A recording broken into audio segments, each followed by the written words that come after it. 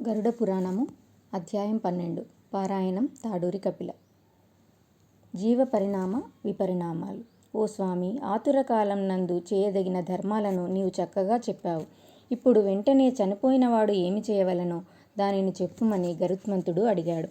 భగవంతుడు చెప్తున్నాడు: ఓ గరుత్మంతుడా, మనుష్యుడు మృతి నొందినవాడై ఏ విధిచే సుగతిని పొందుతాడో చనిపోయిన సమయాన చేయునట్టి ఆ విధానాన్ని చెప్పెదను వినుము అని అన్నాడు. మనుష్యులకి ఎప్పుడు ప్రాణం పోతుందో ఆ క్షణంలో ఆవి యొక్క పీడచే తులసి చెట్టు సమీపంన కొంత ప్రదేశాన్ని బాగా అలకాలి. గోమయంచే అలికిన చోటులో నువ్వుల్ని చల్లి దర్భల్ని పరిచి ఆ శుభ్రమైన ఆసనంపై సాలగ్రామాన్ని పెట్టాలి. సాలగ్రామ శిల దగ్గర చనిపోయిన జీవులకి మోక్షం వస్తుంది. భయాల్ని పోగొట్టే తులసి చెట్టు నీడ ఎక్కడ వ్యాపిస్తుందో ఆ నీడలో చనిపోతే దానాలు ఎన్ని చేసినా పొందలేని మోక్షాన్ని పొందుతారు. ఎవరింట్లో తులసి చెట్టు ఉంటుందో వాళ్ళ ఇంట్లో అన్ని తీర్థయాత్రలు ఉన్నట్టే. కావున యమభటులు వారింట్లోకి రారు. తులసిదండ ధరించి ప్రాణాల్ని విడిస్తే అట్టివాడు పాపి అయినా యమధర్మరాజు దగ్గరికి రాలేడు. తులసీదళం పెట్టుకొని నువ్వులు దర్భలు ఆసనంపై చనిపోతే వాడు కొడుకులు లేనివాడైనా వైకుంఠం పొందుతాడు.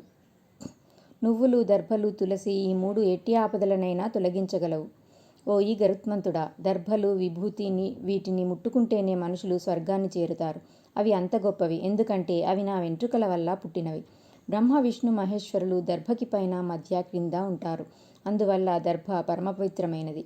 గోమయంచే అలికి మండలాలు ఎందుకు చేయాలంటే అక్కడికి అగ్నిహోత్రుడు వస్తాడు కనుక. మామూలుగా భూమి పవిత్రమైందే అయినా గోమయంచే అలికితే మరింత పవిత్రమవుతుంది. సాలగ్రామ తీర్థాన్ని ఒక్క చుక్క త్రాగితే చాలు అన్ని పాపాలు పోయి వైకుంఠం వస్తుంది.